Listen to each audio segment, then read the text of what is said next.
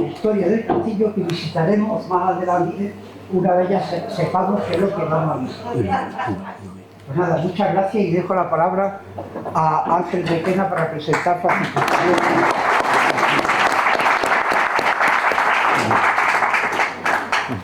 Bueno, hablo yo un poquito.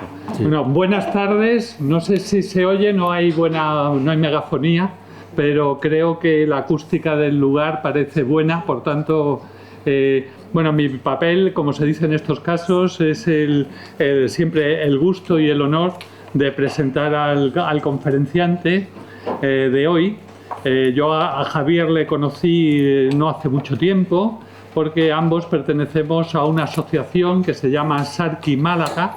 Sarqui es Axarquía, es el este de Málaga, y tomamos el nombre de unos libros emparedados. Los libros se queman, los libros arden, pero los libros a veces se esconden y se salvan de la quema. Entonces, en la ciudad de Cútar, un alfaquí nos ha dejado un legado maravilloso donde aparece estrictamente Sarqui Málaga. Es la primera vez que vemos en un documento de la época la referencia a la Axarquía. Esa Axarquía de Málaga es el oriente, el este de Málaga. Entonces, en esta asociación conocí a Javier y fue cuando, pues, como tantos otros, podemos quedar deslumbrados ante la pasión, el interés, el gusto. Javier es un hombre de muchas facetas. Yo, más que facetas, le llamaría compromisos, porque todo lo hace con pasión y con interés, y ha sido enseñante durante muchos años, primero como maestro, una bella palabra, después como profesor de instituto, primero en la escuela de primaria. Estudió, claro, magisterio, ha estudiado geografía e historia en la especialidad de Al-Ándalus, de historia medieval. Hablar de Al-Ándalus es hablar del periodo quizás más brillante de la historia de la península ibérica. Era cuando la gente venía aquí y venía a estudiar. En esa época venían también muchos ingleses, como ahora, pero venían ingleses precisamente a estudiar ciencia. Es decir, que es parecido. ¿Por qué? Porque si pasaban por París se encontraban ignorantes. Entonces había que venir a la península ibérica a encontrar a los sabios árabes, que eran lo más avanzado del momento. Pues bien, Javier sobre eso sabe bastante. Su especialidad sobre lo que ha escrito es sobre todo por todo el tema de hidráulica andalusí, en especial el abastecimiento de Vélez, su formación, y como digo, es un hombre comprometido, porque no solo el estudio, la ilustración, sino también la solidaridad. Forma parte de y divulga la memoria histórica, porque hay una historia andalusí interesante para recuperar, pero también hay la historia reciente de este país que necesitaba ser conocida para no repetirla, como siempre decimos de la historia. Entonces Javier se ha jubilado hace pocos años, después de haber sido director de un centro de aquí cercano, de la Viñuela, y sobre Al-Ándalus es la persona más reconocida quizás en este territorio para que nos ilustre, y en particular de esa fortaleza que en árabe es un hims. Es uno de esos recintos que servían para agrupar a la gente de las alquerías, de las pequeñas poblaciones, en el caso de invasión. Fue un hims muy importante porque cuando cayó Alhama era el centro, era el último refugio, ¿no? Supongo que nos hablará detenidamente de ello. Y creo que de verdad, Javier, ha sido un honor, un gusto haberte conocido y tener la posibilidad de presentarte ahora, ¿no? Espero que disfrutéis como disfruto yo cada vez que asisto a una de sus conferencias. Ni que decir, es veleño, que toda su actividad profesional prácticamente todo el tiempo la ha tenido en la Axarquía, por lo tanto es la persona más acreditada para contarnos de este territorio, que el territorio de Zalia incluía un territorio muy amplio de varios municipios en estos momentos, como puede ser Periana, pero también Alcaucí y el resto de la comarca bastante más hacia el este y el oeste, ¿no? Muy bien, sin nada más, le dejo la palabra para que disfrutéis de su charla. Javier, que es un gusto.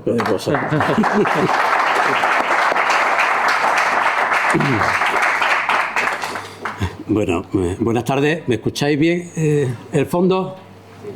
Es que también me veo un poco raro, estoy aquí, digamos, a la misma altura y entonces, no sé, un poquito... Sí, bueno, levantar, sí, me puedo levantar, sí, eso. Lo que pasa es que tengo que estar levantando y sentándome, pero bueno. Bueno, ahora sí, ¿no? ¿Escucháis bien? Vale. Bueno, agradezco las palabras de mi compañero Ángel. La verdad que son demasiadas, no soy tanto, ¿eh? Son muy sencillos. Agradezco también a Rafael la invitación de la Asociación Almazara por ofrecerme la posibilidad de venir aquí y dar esta conferencia, esta charla, así como también a las concejalas del Ayuntamiento de Periana y a vosotros, al público asistente, que la verdad me ha sorprendido que tenemos la sala llena y siempre, pues bueno, entiendo de que hay interés en este tipo de cosas. Bueno, siempre que, a mí particularmente siempre me ha llamado la atención, cuando iba camino de Zafarraya, del boquete de Zafarraya, que una vez pasado el puente de Manuel, pues a la izquierda veía un castillo, los restos de un castillo, abandonado, despoblado, que realmente llamaba la atención en el sentido porque tenía una situación bastante estratégica, bastante especial, y daba a entender de que estábamos hablando de una gran fortaleza. Ese castillo, la verdad que ha pasado por muchas etapas a lo largo de su historia. La etapa, a ver, en un primer momento, el castillo de Ozalia nos traslada a la mente en un viaje en el tiempo a una gran fortaleza que dominaba el valle del río Alcaucín, también llamado antiguamente río Ozalia, y su ubicación en tan privilegiado lugar, vigía permanente del antiguo camino real que comunicaba la capital del reino de Granada con las tierras y las costas malagueñas. Por lo tanto, de una crucial importancia estratégica y que tuvo una vida efímera, pues cuando fue conquistada en 1485 por tropas castellanas de Alhama, como sabemos, se va a despoblar en muy poco tiempo. A partir de ese despoblamiento es abandonado hasta nuestros días, sufriendo lo que ya sabemos del expolio, la desidia, el deterioro y la escasa atención de las administraciones competentes y el desconocimiento de su historia.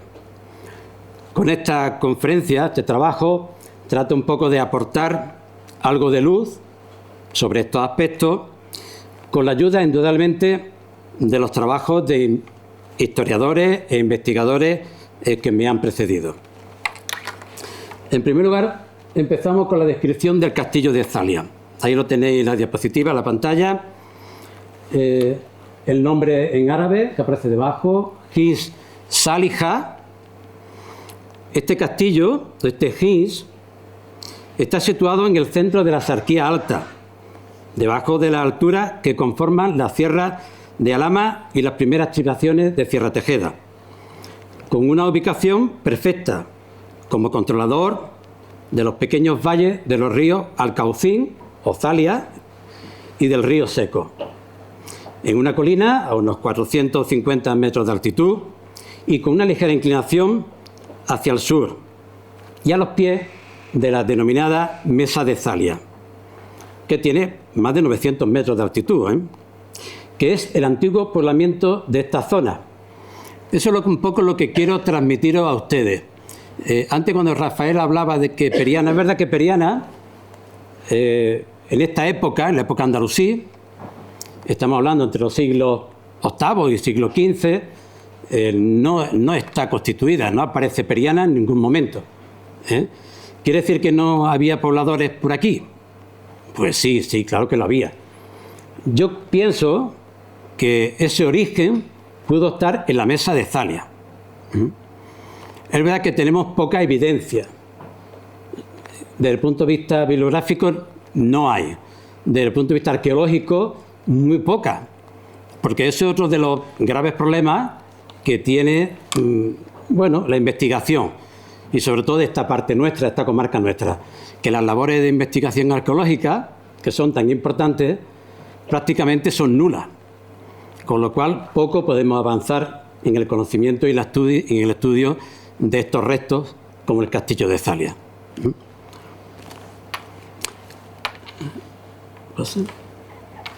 Como pueden apreciar en la diapositiva, no sé si lo veis bien del fondo, ahí tenemos un mapa de la parte alta de la comarca. El castillo presenta una planta irregular, adaptándose con gran precisión a las curvas de nivel en su lado más amplio. Las dimensiones aproximadas del recinto, aquí tenemos otra imagen. No sé si la aprecian bien del fondo, pregunto, Regu, ¿no? Es que ese es un problema. Pero bueno, vamos a ver. Aquí tenemos justo el punto azul, es el castillo, y todas estas líneas que veis son las zonas donde se encuentran las murallas tanto de la villa de Zalia como del castillo. En esta imagen cogida del Google podemos ver sobre todo el desnivel que presenta con respecto a las tierras que están alrededor. Es una suave colina que prácticamente son apenas 500 metros de altitud, pero que domina perfectamente el valle del río Alcaucín, que viene por su margen izquierdo, y el río Zalia. Justo en el lado contrario encontraríamos lo que es el río Seco.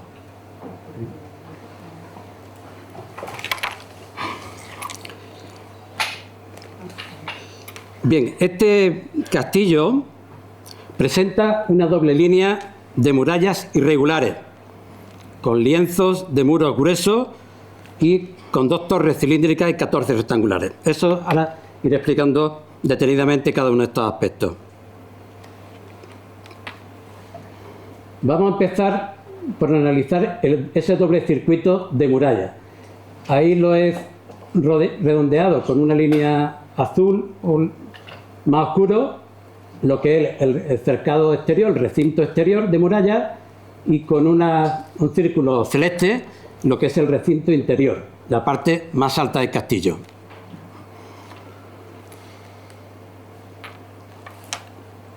En el cercado exterior, es decir, en la parte de muralla más al exterior, es el lugar donde se asentaba la villa de Zalia, una zona formada por gruesos muros de mampostería ripiada, enfocados con restos de mortero de cal, que en muchos de ellos se encuentran descarnados, dejando la piedra suelta con el consiguiente peligro de desprendimiento y desplome.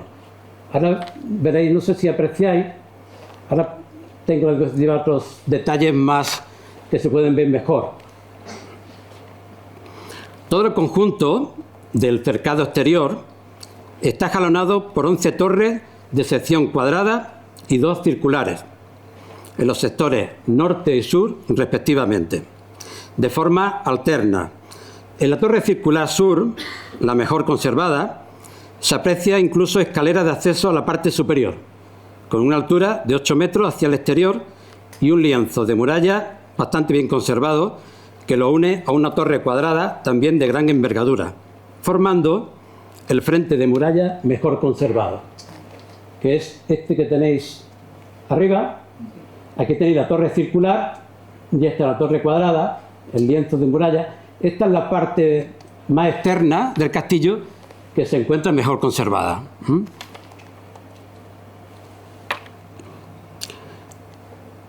Algunas torres aún presentan restos de una coronación a modo de parapeto o merlatura de tapial, e incluso elementos para la evacuación de aguas pluviales.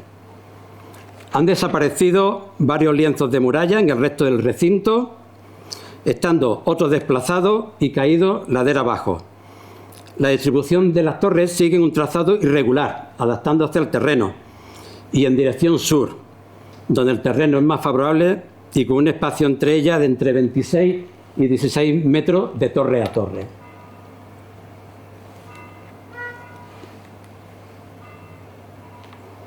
Aquí se puede apreciar un poquito mejor lo que son las distintas técnicas constructivas de estas torres. Arriba del todo tenéis la torre circular que he mencionado antes. Aquí tenéis varios lienzos de muralla.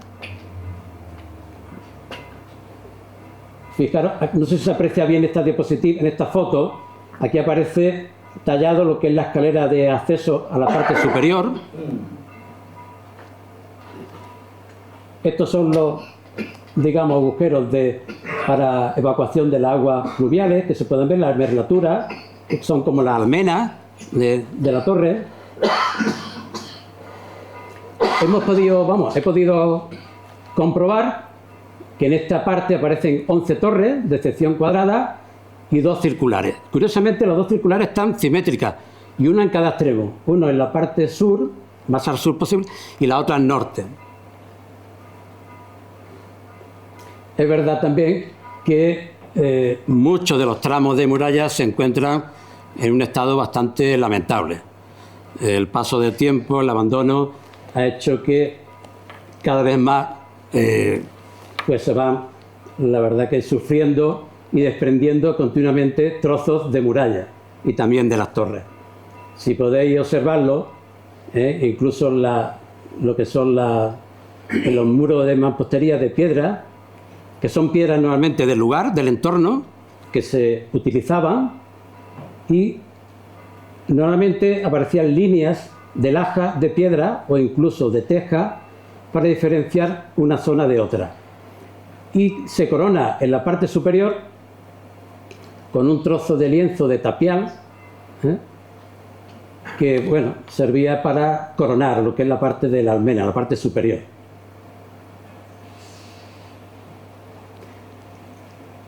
Algunos muros presentan incluso restos de enfocado con mortero de cal, sobre todo con la función de protegerlos. Ese mortero es lo primero que desaparece, o lo que más fácil puede desaparecer, y en el momento que ese mortero desaparece, el resto de las piedras pues fácilmente pueden caer, ¿no? Bien, pasamos ahora al recinto interior, sí, la parte más alta del castillo. Esta es la zona exclusivamente reservada para la guarnición militar, que hay que decir que no era mucha, no sabemos exactamente cuánto puede ser, pero por los relatos de la conquista, la verdad que muchos soldados no había.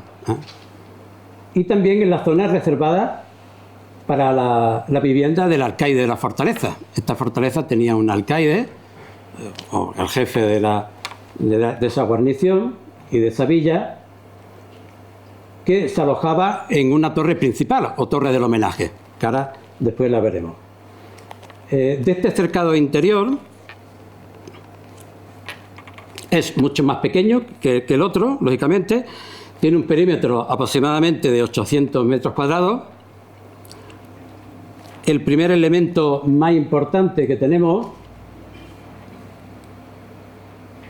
es la puerta de entrada, que yo creo que lo que todo el mundo vemos cuando vamos por la carretera y nos llama poderosamente la atención son esas 2 torres majestuosas, realizadas en mampostería y, como me he dicho antes, recrecida la parte de arriba, en la parte superior, con un remate de tapial, que daba acceso a lo que era la parte noble o importante del castillo.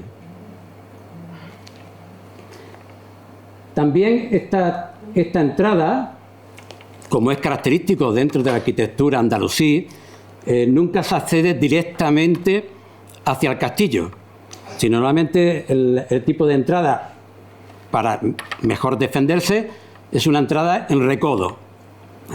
Y aquí también lo tiene. Aparecen unos restos de un antemuro en esta zona de aquí. Esto es una vista lateral de la puerta y aquí tenemos un muro en forma de L que permitía que cualquiera que pudiera acceder al castillo tuviera que hacer un recodo, una vuelta. Eso permite, como he dicho antes, defenderse mejor. Es decir, no acceden directamente al recinto interior. En esa parte cercano, opuesto a la torre, tenemos unos restos de muralla, de mampostería, que es la que tenéis aquí a la derecha. Quedan muy pocos restos de muralla en la parte superior. Imaginamos que por ser la parte más alta, pues han ido cayendo. De hecho, se ven los restos de esas murallas esparcidos por toda la ladera y quedan, la verdad, pocos, salvo las dos grandes torres que han resistido mejor el paso del tiempo. Las demás, la verdad, que están en un estado bastante lamentable. El otro elemento importante del recinto interior es la torre principal, o también llamado torre del homenaje, pero eso en el mundo feudal castellano. Dentro del mundo andalusí no existía torre del homenaje, había una torre principal, torre más grande, donde lógicamente era el lugar de vivienda del alcaide, como he dicho antes. Y fijaros, está justo en el lado norte de ese recinto interior, pero curiosamente es verdad que nos queda muy poco de esa torre. Se puede apreciar un poco mejor en la pared que mira hacia el norte, porque en la pared que mira hacia el interior prácticamente no queda nada, que esta de aquí. Como veis, queda un montón de piedra que nos dice muy poco sobre la forma que tuviera esa torre, pero sí en la parte norte ya, en esa pared, sí aparece el resto de lo que podría ser la torre principal. Es un muro hecho de tapial. A diferencia de la mampostería, normalmente esto es de época nazarí, sobre todo almohade nazarí. Estamos hablando del siglo XII en adelante, hasta el siglo XV, donde la técnica de construcción del tapial es una de las técnicas más usadas, sobre todo en construcciones de tipo castrense, ¿no?, de castillo. ¿Por qué? Porque resiste bastante bien lo que son los ataques y es de fácil y de una construcción mucho más rápida, pero también eficiente al mismo tiempo. El tapial, como veis, aquí se ven los restos de los mechinales, son un tipo de construcción donde se ponen una especie de cajones, se va acumulando con tierra, restos de pequeñas piedras y cal, se hace un mortero, ese mortero fragua y cuando se seca se va haciendo por capas, subiendo poco a poco hasta hacer la altura que se quiera, ¿no?, la altura deseada. Normalmente se suele utilizar después un enfocado, aquí se aprecia un poquito más, normalmente también de cal, para darle una apariencia mucho más noble, más lisa y bueno, por tanto, digamos, más impresionante, ¿no? Aquí se conservan algunos restos nada más.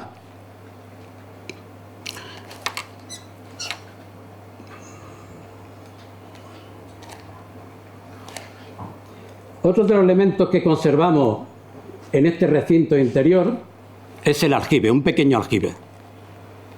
Un pequeño aljibe que daba la posibilidad de recoger agua, lógicamente un elemento fundamental dentro de cualquier construcción de castillo, de fortaleza.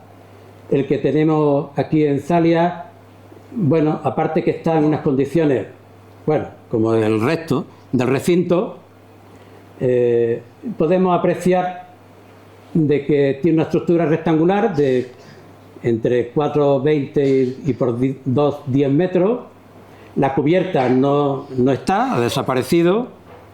Está lleno actualmente, bueno, actualmente está lleno con estas lluvias o de plantas, de matas, ¿no?, que lo hacen bastante difícil de ver, pero cuando se tomó esta diapositiva, que sería en verano, pues bueno, se puede apreciar un poquito más el fondo, pero haría falta una limpieza importante para determinar la capacidad que tuviera, ¿no?, de almacenamiento de agua. Como todo aljibe, tiene un revestimiento, mortero, y un revestimiento de cal interior para impermeabilizarlo y para que el agua, lógicamente, no se vaya. Este aljibe, ya lo diré también un poco más adelante, ha tenido muchas leyendas, porque se hablaba que era el aljibe de la reina Mora, que por lo visto, bueno, como tanta leyenda, sabéis que lo que no suple la historia, la leyenda un poco, o los mitos, son los que se encarga un poco de completar, ¿no?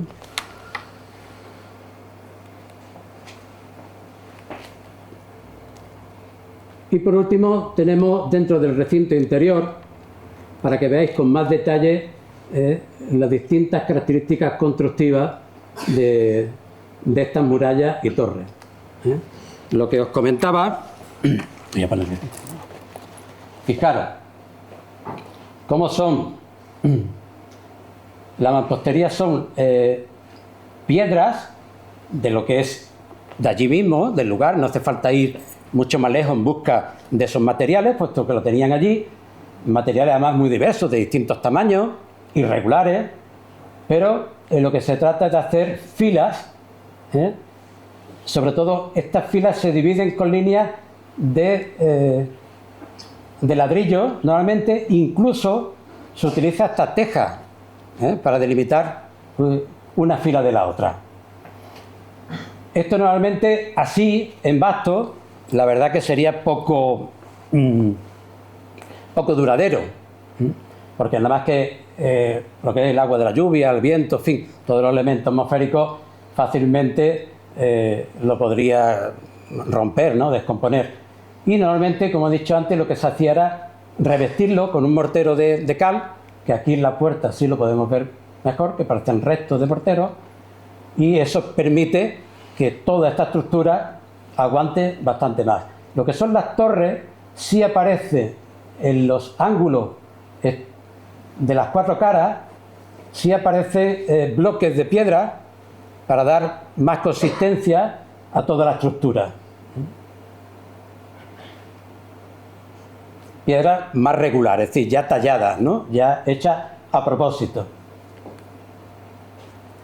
Bueno, y después de de esta descripción somera y breve, porque la verdad que podríamos estar mucho más tiempo sobre ello, vamos a pasar un poco a la parte ya de la historia de Zálya, de la villa y del castillo de Zálya, del Hins Saliha. Como todo os he dicho antes,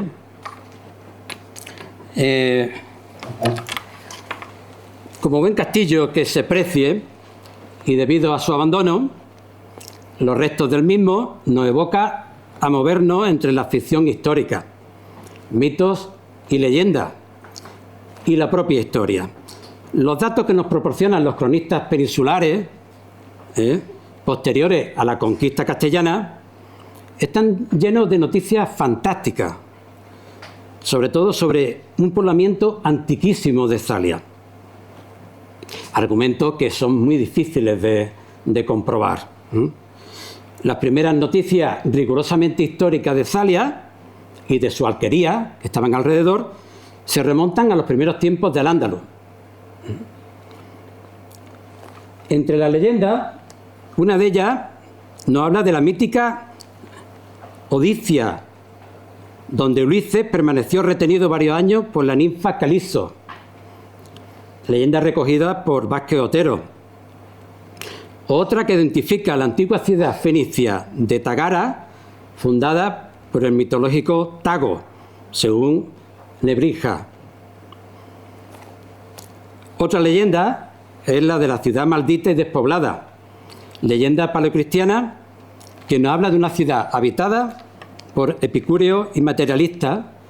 Pues el obispo Patricio en el siglo IV visita la ciudad y los politeístas de la misma, de la ciudad de Zálya, expulsan al obispo y como castigo bíblico aparecen serpientes venenosas que provocan la huida de sus moradores y la despoblación del lugar. Esta leyenda fue recogida por Francisco Javier Simonet, la verdad muy fantástica, muchísimo, pero bueno, como todas las leyendas, ¿no? Y por último, la leyenda que os comentaba un poco antes, la de la reina mora Zálya, que según uno se bañaba todas las noches en el río, o según otro se bañaba las noches de luna llena en la alberca, en el aljibe. Y por eso también se le llama alberca, al aljibe, alberca de la reina mora. Bueno, dejamos un poco al lado todas esas leyendas, que son interesantes, pero bueno, no dejan de ser eso, es simplemente leyenda. Si buscamos en el Google el castillo de Zálya, y bueno, es un poco penoso que lo primero que nos habla son de las leyendas, o casi lo único que nos habla son de las leyendas, y sobre todo ese antepasado fenicio, que se ve que los fenicios andaban mucho, porque desde la costa hasta Zálya hay un buen trecho, hay bastantes kilómetros y difícilmente ya sabemos hoy en día que hubo población fenicia en esta zona del interior de la comarca. Pero bueno, ahí está. Bien, dentro de la evolución histórica lo he separado por distintas etapas. La primera que tenemos es anterior al siglo XI.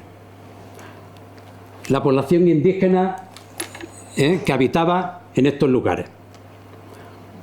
La zona de la Alta Sarquía se corresponde con un área de predominio de la llamada población indígena de mayoría cristiana, lo que también conocemos como mozárabes.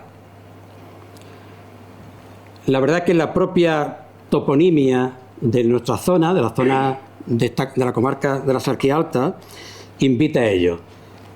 Hay un estudio del profesor Chavarría Vargas y un libro sobre ello que la verdad que arroja bastante luz sobre esta relación de poblaciones mozárabes en la comarca de la Sarquía. Esta zona de la comarca nuestra, inmediata a la comarca de Bobastro, constituye el núcleo esencial del territorio básico del reverde Omar Ben Hassum, espacio en el que tiene lugar la mayor parte de las actividades del reverde contra el Estado Omeya de Córdoba, y será la última de las áreas en caer en manos del califa Abderramán III en el año 928. Además contamos con el testimonio de Al-Razi en el siglo X, donde dice que todo el territorio de Raya se refiere a Málaga, en su término a Villa y Castillo, es un territorio montuoso, poblado de castillos, muchos ya desmantelados por el poder, que no está dispuesto a asumir nuevos riesgos. Como estamos viendo, se trata de pequeños poblados fortificados en altura, por la escabrosidad del terreno en los que apenas hay defensas y que presenta una destacada carencia de restos materiales. Si bien las primeras referencias históricas sobre Zalia, el Hins Salija, aparecen en el siglo XI en la memoria de Abdalá, el último rey zirí de Granada, con anterioridad aparecen mencionadas una serie de emplazamientos en altura o aldeas fortaleza, como lo llaman algunos historiadores, de poblaciones indígenas mozárabes, como son los siguientes. El Alcázar, lo tenemos relativamente cerca, ¿no? Sabemos está en la sierra, detrás de Alcaucín. El Alcázar, Hins Kars, a 900 metros de altitud, se encuentra uno de los Husún, refugios de la fitna esta llamada Hassuní, un castillo que ocupa un cerro estratégico en el control de la Alta Sarquía. Aunque aparece citado este emplazamiento en el siglo XI, por los restos materiales que se encuentran en superficie, con una preponderancia de la llamada cerámica a torno lento, se le puede presuponer una cronología bastante anterior. Nuevamente estamos ante un poblado fortificado a una considerable altura, emplazado en un paraje inhóspito de la Alta Sarquía, al pie de la máxima elevación de la Sierra Tejeda, como es la Maroma, todos conocemos. Su abandono a partir del siglo XI ha de ser simultáneo, al mismo tiempo que el resto de los que tenéis ahí, el Cerro Alcolea, de la Mesa de Zalia. Como digo, esto debe ser simultáneo a raíz de la creación del distrito del Hins Zalia. A continuación, el otro caso que tenemos es el Cerro Alcolea, Alculaya, a 731 metros de altitud. Este sí está dentro del término municipal de Periana y se dan las mismas condiciones negativas para la generación de un espacio vinculado a un poblado encaramado, como hemos visto en el caso anterior, a una considerable altura sobre el llano y alejado del mismo. Es verdad que el término Alcolea, Alculaya, es un término que nos puede llevar a engaño, porque entender que se trata como de una Alcalá es es un nombre en árabe que indica fortaleza, de una gran fortaleza. No es el caso, porque el Cerro de Alcolea, haciendo un gim, haciendo una zona fortificada, pero simplemente a través de su propia altitud, de los elementos propios que tiene y de la escabrosidad del terreno. No han aparecido restos de murallas o de torres que nos pueda hacer pensar lo contrario. Caso parecido es el de suponer del poblamiento que existió en la Meza de Salia, que yo personalmente digo que es el origen de Periana. Y vosotros quedaréis, oh, no lo habéis dicho, ¿no? Yo esperaba que lo dijerais. A ver, entiendo que la Meza de Salia es el poblamiento más antiguo que tenemos en esta zona, esta parte alta de la Alta Axarquía, sobre todo de las tierras de Periana.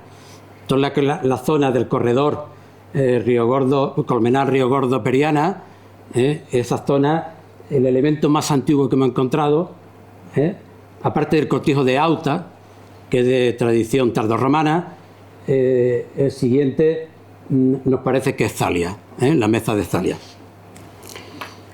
Bien, la Meza de Zalia, como he dicho, también está en altura, en tanta altura que está por encima de los 850 metros.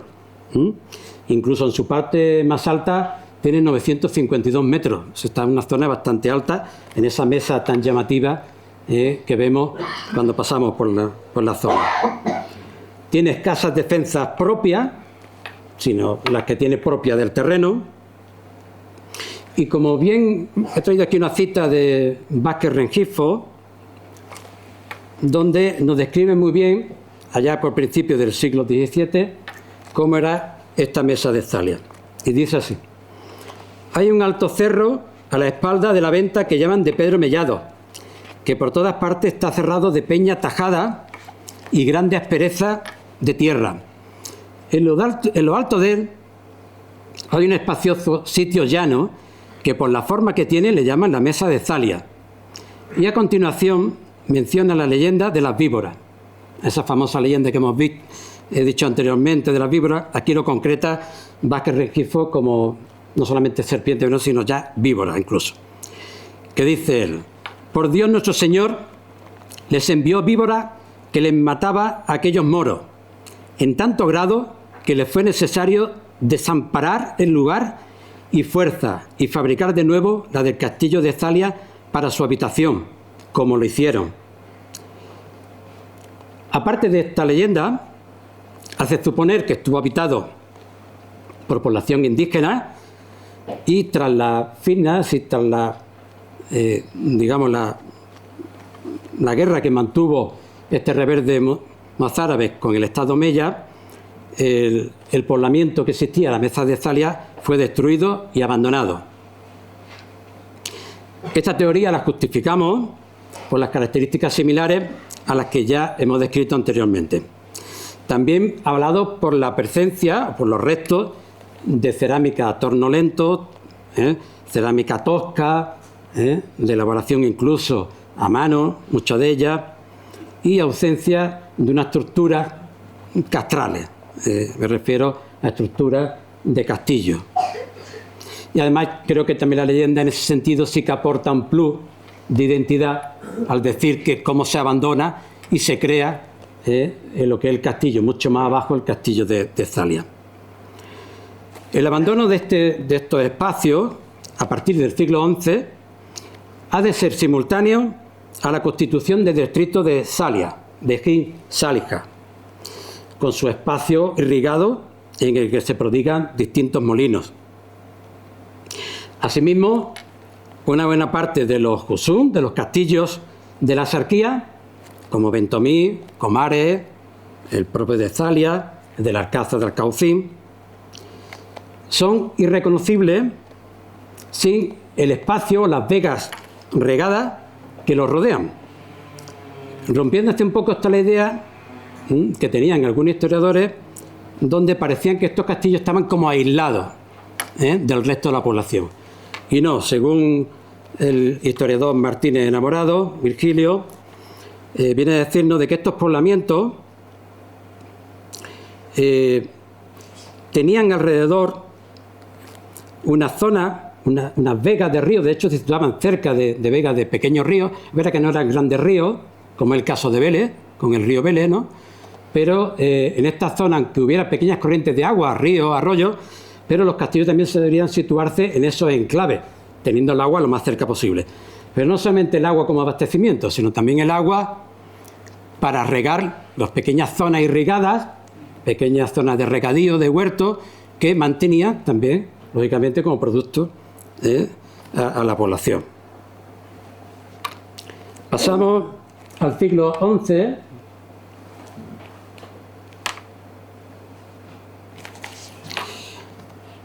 En el siglo XI aparece información sobre Zalia a partir de las memorias. Ahí tenéis la cubierta, la portada, hemos dicho, del libro que hace referencia a las memorias de Abdalá, el último rey zirí, en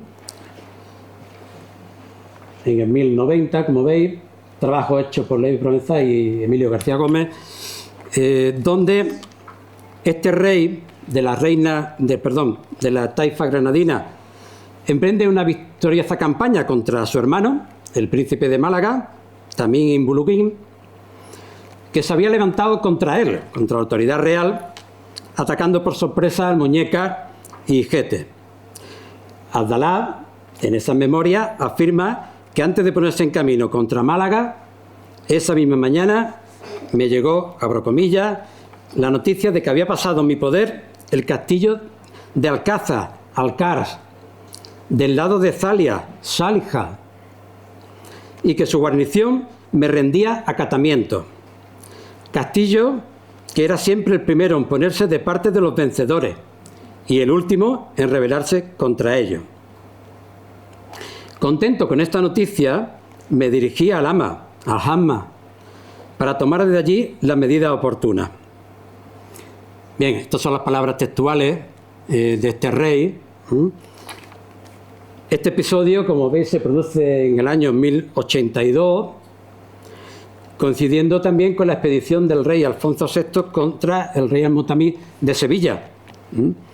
Y prueba, de alguna forma, que aparezca en su relato las referencias tanto al Alcázar como a Zalia y Yalama, de que esta zona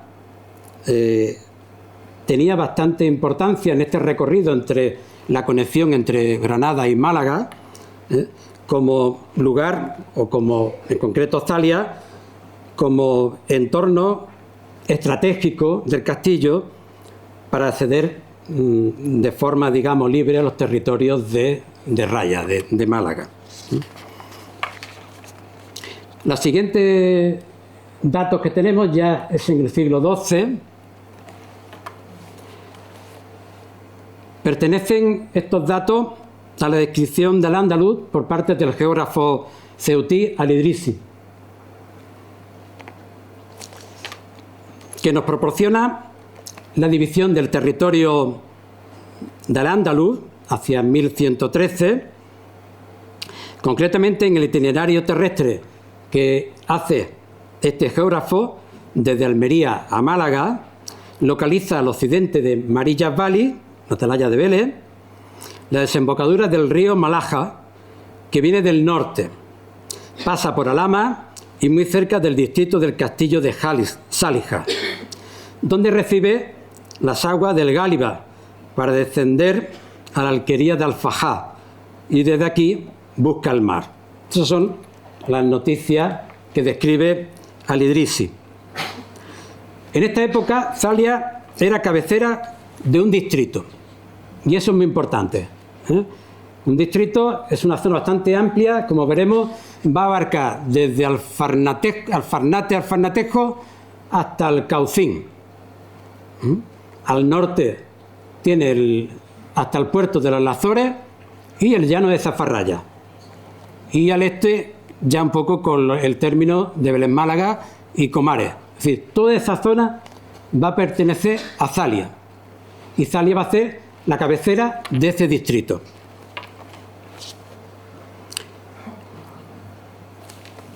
va a ser cabecera de distrito, pero es que además va a tener jurisdicción militar, comercial y administrativa, con lo cual nos viene a decir la importancia que tuvo en esa época, en el siglo XII, el enclave de Zalia.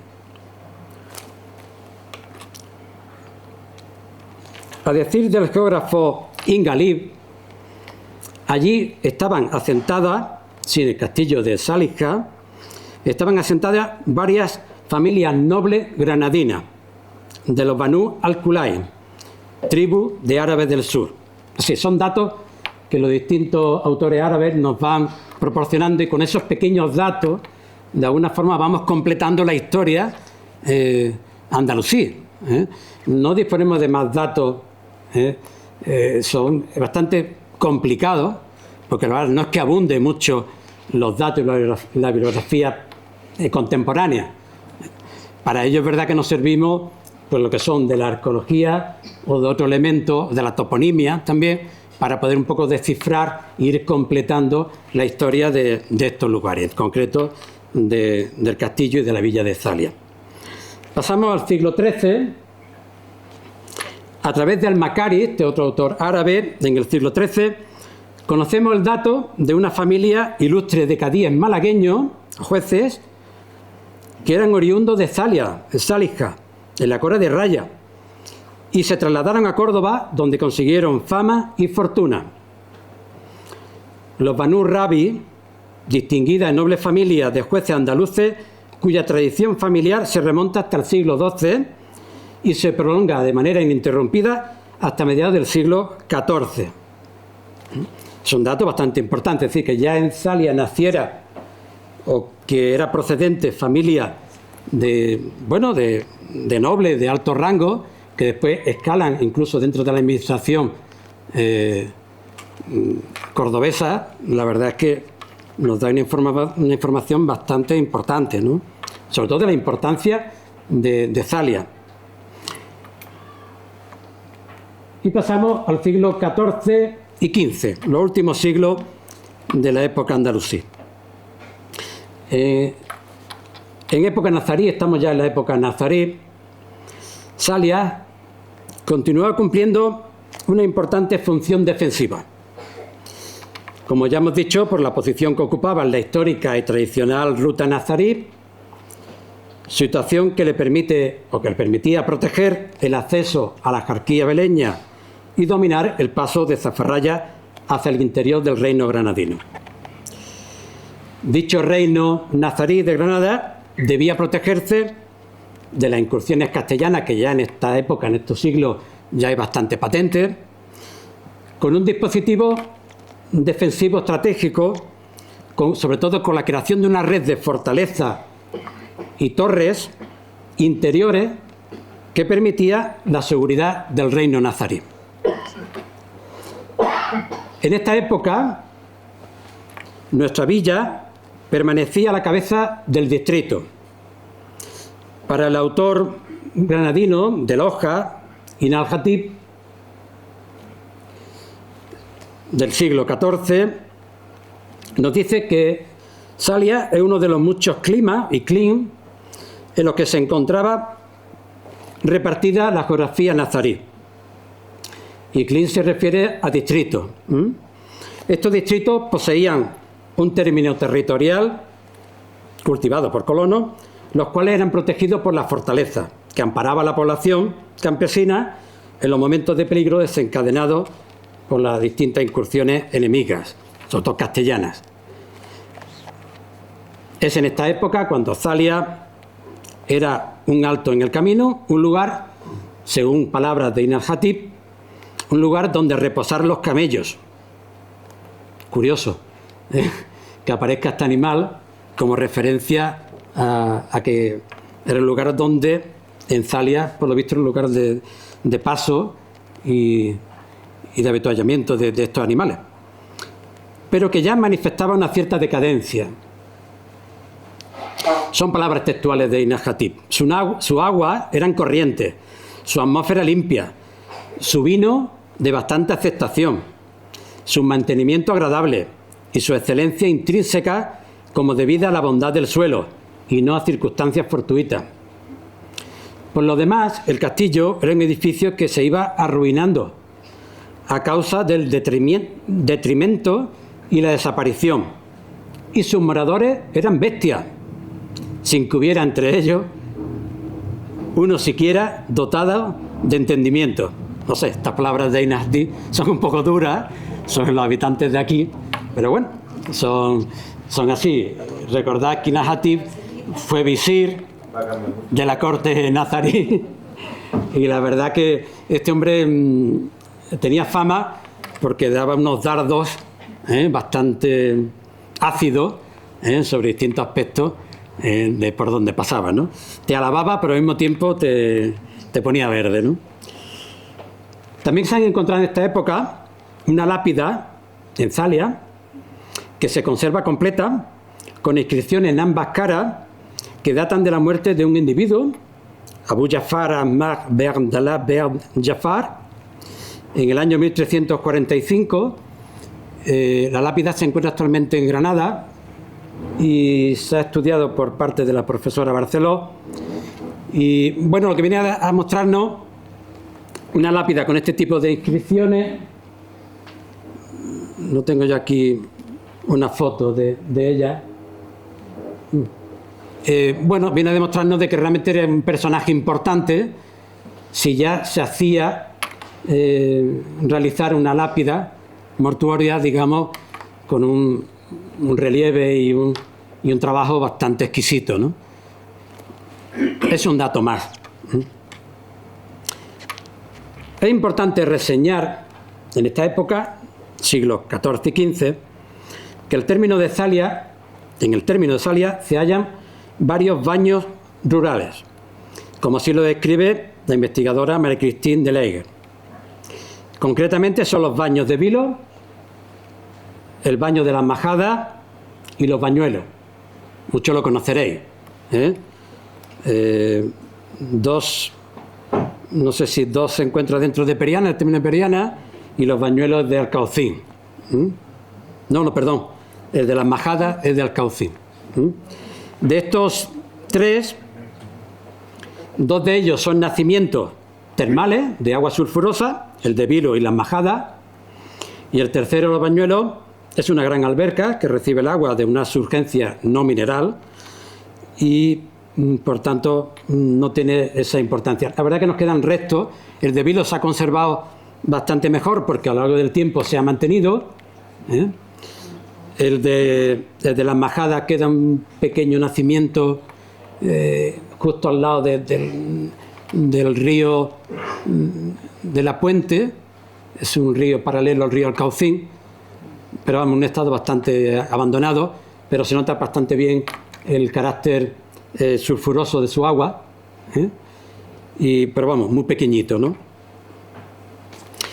Esta decadencia y progresiva ruina, iniciada ya en el final del siglo XIV y principio del siglo XV, se irá prolongando paso a paso hacia su definitivo fin después de la conquista castellana, convertida ya en un despoblado más. El castillo de Zalia quedará relegado a una mera misión defensiva tras la conquista de Antequera en 1410, cuando queda abierta al enemigo la vía de acceso a través del eje Archidona-Colmenar-Loja. El círculo se estrecha y a raíz de la toma de la vecina de Alhama, en 1482, se sucederán sin interrupción las escaramuzas y encuentros armados entre los nuevos pobladores castellanos y los musulmanes de Zalia. Así lo cuenta, por ejemplo, Hernando del Pulgar, cronista de los Reyes Católicos, donde dice: especialmente con los moros de Zalia, le dice Zalia, o Salia, lo mismo, los cuales pueden ser tan cercanos que se ponían los lugares encubiertos, facían saltos, mataban, captivaban muchos reos a los cristianos que salían de la ciudad. Y por esta causa los constreñían a estar acogidos, que no osaban salir de ella salvo con grandes guardas.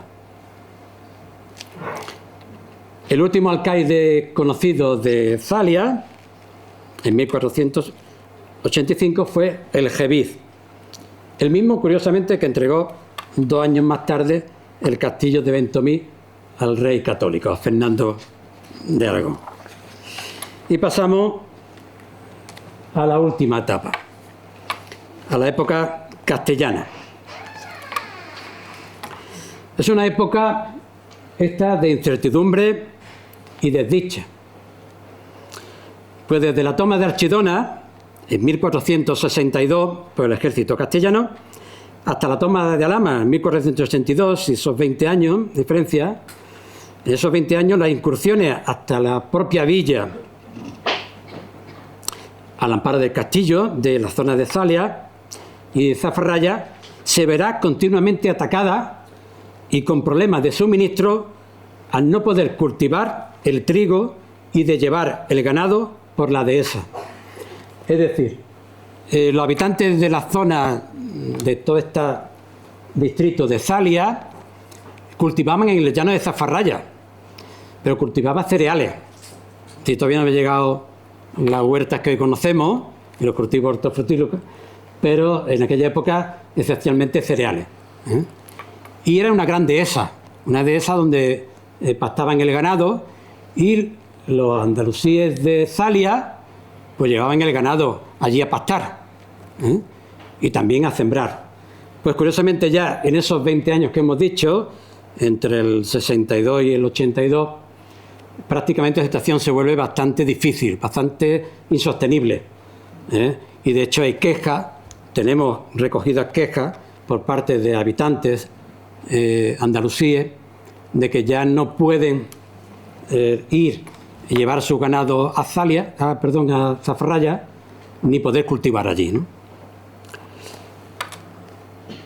Estos testimonios de esta Andalucía están recogidos gracias, o debido, más que gracias, debido al pleito que se establece con Loja por los terrenos de esa dehesa de Zafarraya, y donde estos andalusíes fueron testigos y fuentes de primera mano de lo que allí ocurrió. La mayoría de ellos vivían en Zalia y su conocimiento, lógicamente, del terreno y sus declaraciones fueron primordiales. Entre los mismos destacamos las siguientes. Abro comillas, digamos. Decía Alonso de Albabaní, testigo en el pleito de Zafarraya, hijo y nieto de vecinos de Zalia, que era alcaide de la fortaleza de Zalia Algebiz. Albabaní recordaba a sí mismo cómo los cristianos de Antequera vinieron al campo de Zafarraya, y mataron a unos pastores y que él vio de enterrarlos. Antón Najer era hijo del alfaquí de Zalia y recordaba que siendo niño veía a los vecinos de Zalia sembrar trigo en el campo de Zafarraya, hasta que hubo una guerra de los cristianos que estaban en Archidona y en Antequera, y por temor de ellos no cogieron el pan aquel año, ni ya lo volvieron a sembrar.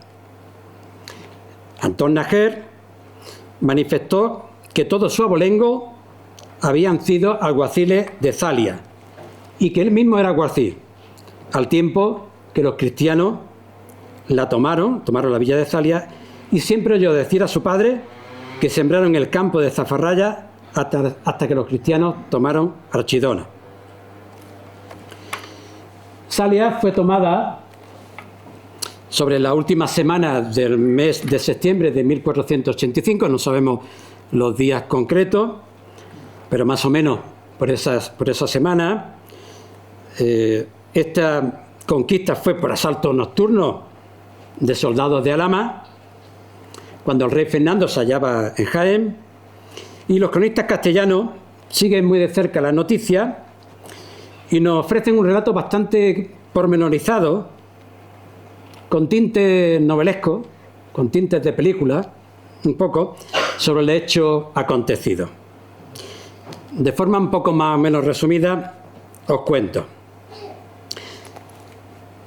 Se inicia el relato de la conquista con la llegada a Alhama de un vecino de Zalia, de dudoso linaje cristiano. Él decía que era de origen cristiano, de lo cual dudamos. que ofrece al clavero de Calatrava, don Gutiérrez Padilla, capitán mayor de Alhama, la ocupación de la fortaleza con la ayuda de su hermano, el cual, desde el interior del castillo, le facilitaría el libre acceso al amparo del silencio de la noche. Al llegar la acordada para el asalto, un considerable número de caballeros y peones castellanos se encaminan hacia Zalia, llevando consigo todos los pertrechos y útiles necesarios para la escalada, ¿sí?, para abordar el castillo. A la señal convenida entre los hermanos, trepa en primer lugar Gutiérrez Muñoz, tras él Pedro de Alvarado y otros escuderos logran acceder fácilmente al interior del recinto fortificado. La acción por sorpresa ya se había consumado con nocturnidad y felonía, y ahora solo cabía esperar la tardía y desordenada reacción de la guarnición de vela en el castillo. Como dije anteriormente, la guarnición debía ser bastante pequeña, porque conquistar castillo de esta manera, tan sencilla o tan simple, pues la verdad demuestra un poco eso, ¿no? Aparte de la traición que ya ha comentado.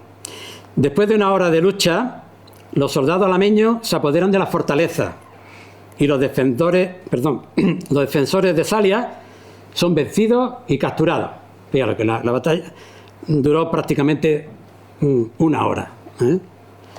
Con esta victoria, la corona castellana obtenía una decisiva posición para hostigar y guerrear a los nazaríes de Vélez y de la Sarquía, permaneciendo en el castillo una guarnición de vigilancia para asegurar el paso y resistir un posible acometimiento enemigo. Hasta la conquista de Vélez, en abril de 1487, solo quedó en Zalia esa pequeña guarnición de vigilancia, iniciándose a raíz de este hecho un paulatino proceso de despoblación. Como consecuencia directa del repartimiento de Vélez, también en 1487, tras la conquista también de Loja, se va a realizar el deslinde entre Zalia, entre la ciudad de Loja y el término de Zalia. Gracias a ese deslinde, que se encuentra en la documentación castellana, en los archivos históricos, conocemos perfectamente el territorio que tenía todo el término de la jurisdicción de Zalia.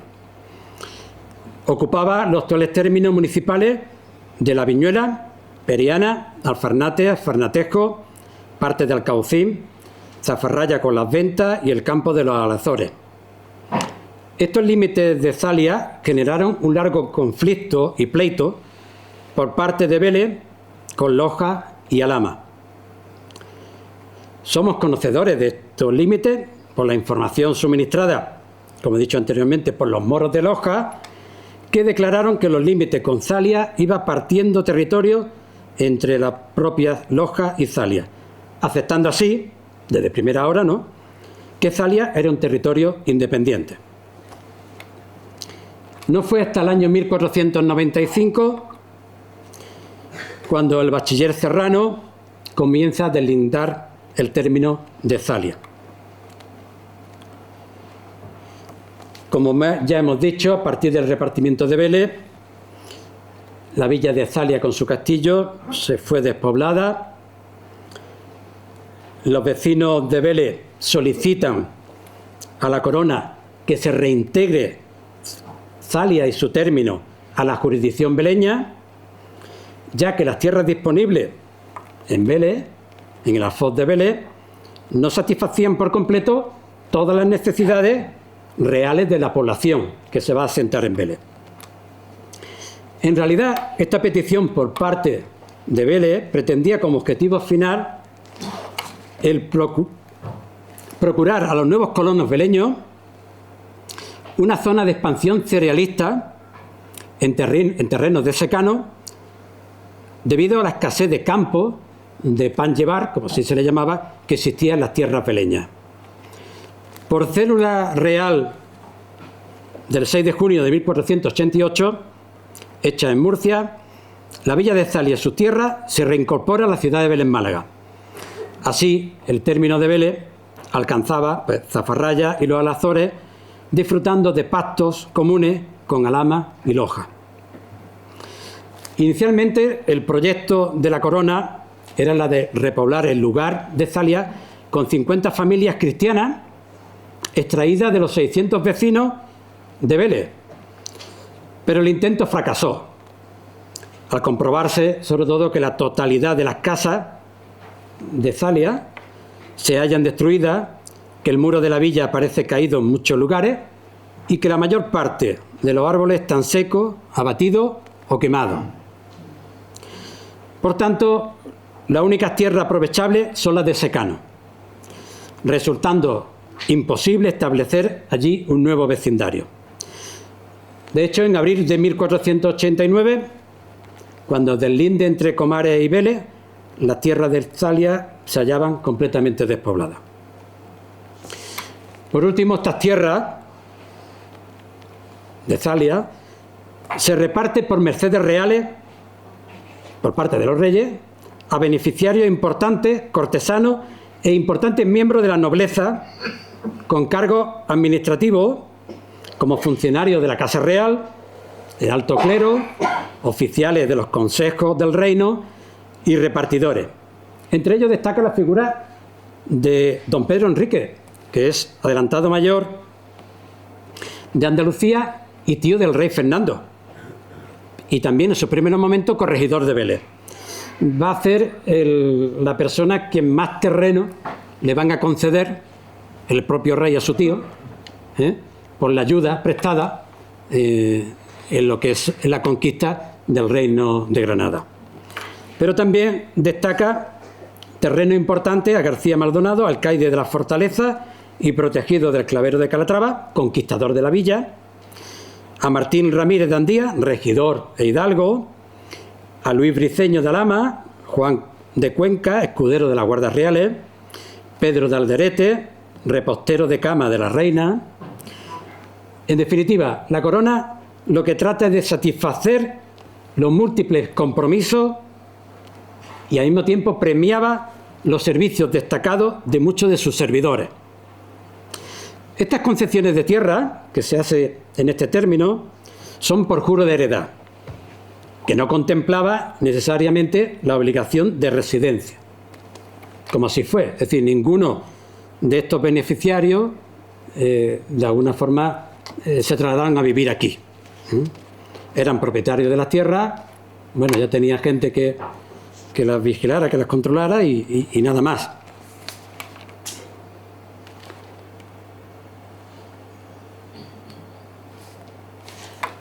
Bueno, estamos ya terminando. En este apartado os traigo, para mí, una de las partes importantes, bueno, todo es importante, pero un apartado realmente que tiene su importancia y yo creo que nos apele a todos, que es la declaración de bien de interés cultural. Sabéis que el castillo y la villa y sus alrededores ha sido declarado bien de interés cultural por parte de la Junta de Andalucía como monumento.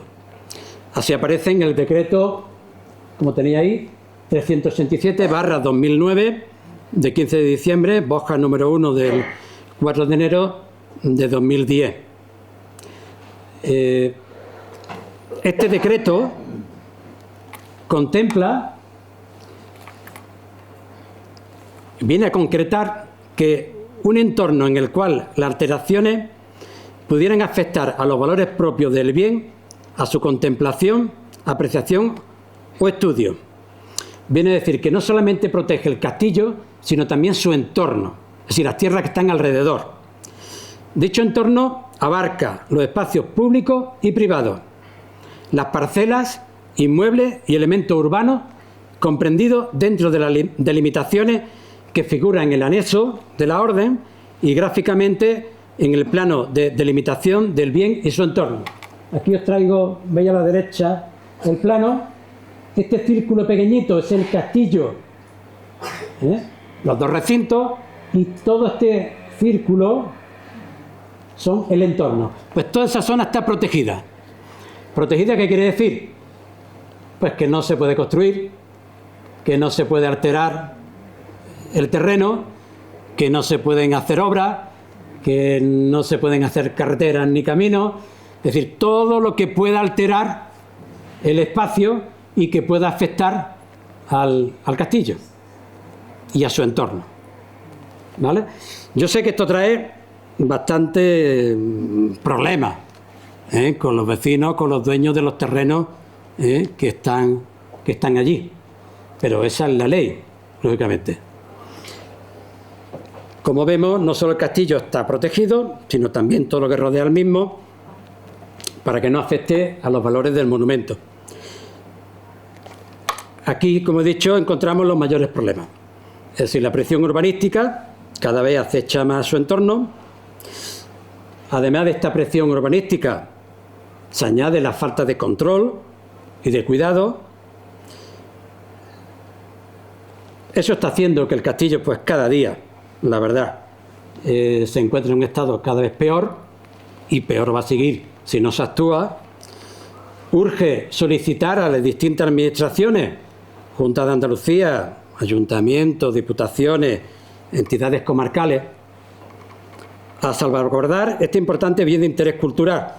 Este trozo de nuestra historia, por desgracia, no es un caso único en la comarca nuestra, ocurre en otros muchos castillos, casos de Ventomí, la zona que ya he dicho del Alcázar, castillo que hay en Cedella, el castillo que también Frigiliana, y así un largo etcétera.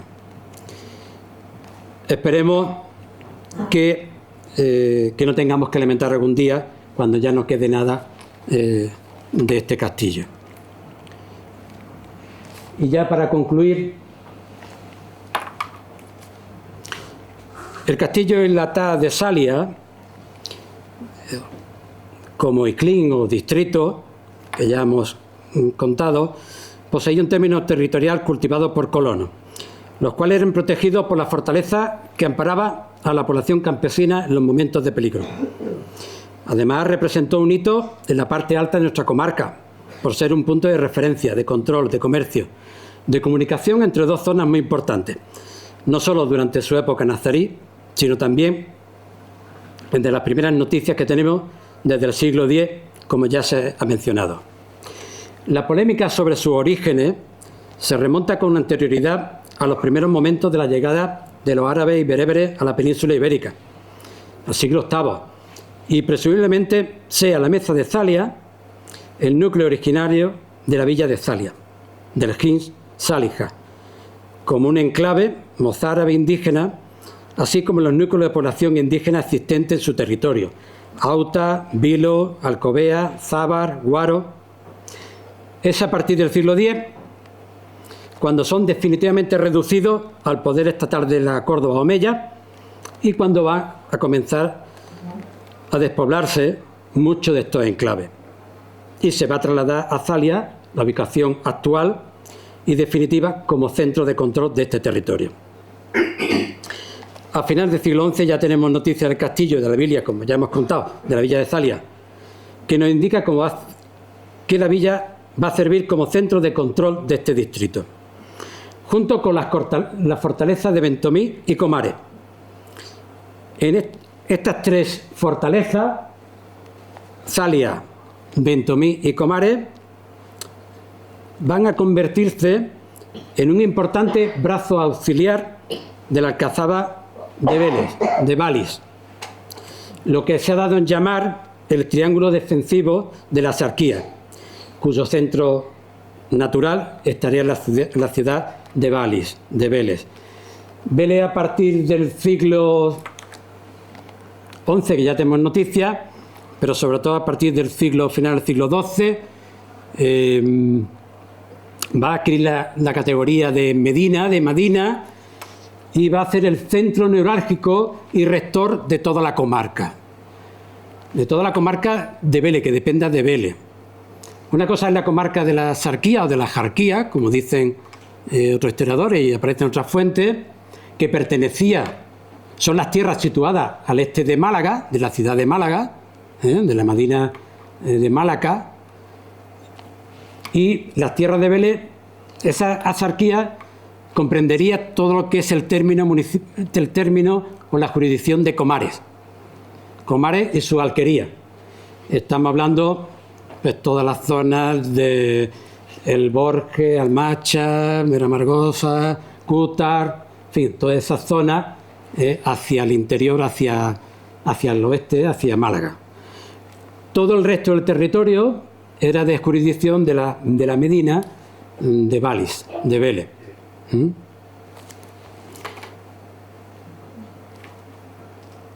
Bien.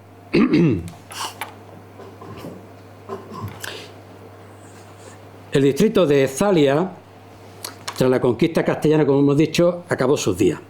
Abandonado y despoblado, pues había perdido su principal función de control y de defensa fronteriza. Consecuencia también de no tener un espacio irrigado amplio y sobre todo al cese de hostilidades. Es decir, cuando ya acaba la conquista de todo de esta zona de Málaga, de la Sarquía y de la zona de Vélez, prácticamente el terreno de hostilidades pasa ya a la ciudad de Granada y su entorno. Esta zona pierde ese carácter de frontera y de control y por tanto ya pierde esa función que como fortaleza Zalia tenía hasta entonces. La historia de este castillo y su villa está repleta de hechos históricos memorables y también de leyendas curiosas e imaginativas. En verdad faltan estudios arqueológicos e históricos y es urgente emprender tareas de protección y restauración para evitar la caída y desaparición definitiva de los restos del castillo de Zalia. Me he limitado en este trabajo a presentar y hacer una breve síntesis de los trabajos de investigación anteriores y de cotejar toda la información a mi alcance para tratar de ofrecer una visión de conjunto lo más actualizada y científica posible. Espero que así sea y darle las gracias por vuestra presencia y por escucharme este rato.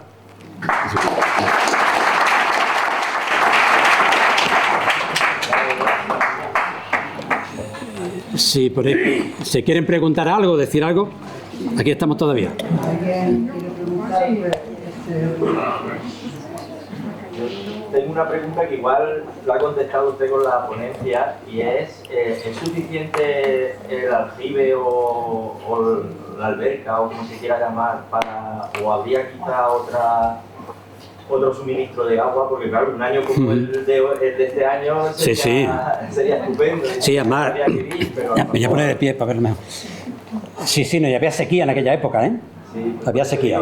Están recogidas. Era tan poca la población que había que con eso fuera suficiente, o quizá desde el Bañuelo, desde el mismo Río Seco, se podría ver. Sí, el aljibe solamente hemos encontrado ese y no hay otro. Es decir, por mucho que hemos pateado la zona, no hay otro. O sea, y es un aljibe pequeño. Un aljibe para abastecer únicamente a la guarnición militar. Porque además es muy pequeño y está en la parte alta. Es decir, para poder salir o acceder tienes que atravesar la muralla, esa muralla interior. Así que es nada más que uso exclusivamente para la guarnición militar. El resto de la población del río, de los ríos cercanos. Lógicamente tuvo que haber algún tipo de fuente, por ejemplo, que no esté muy lejos los Bañuelos, sí, que está justo arriba, es también una referencia. Verdaderamente puede ser indicativo de que no tuvo que haber tampoco una población muy grande. Tened en cuenta también que la población estaba distribuida a través de distintas alquerías o diseminados que habían por todo el término. Tan solo acudía al castillo para defenderse, si en situación de peligro, pues de protección, automáticamente, rápidamente, a través de señales, pues la gente acudía y se refugiaba allí, ¿no? Ya está, vamos, otros elementos no hemos encontrado.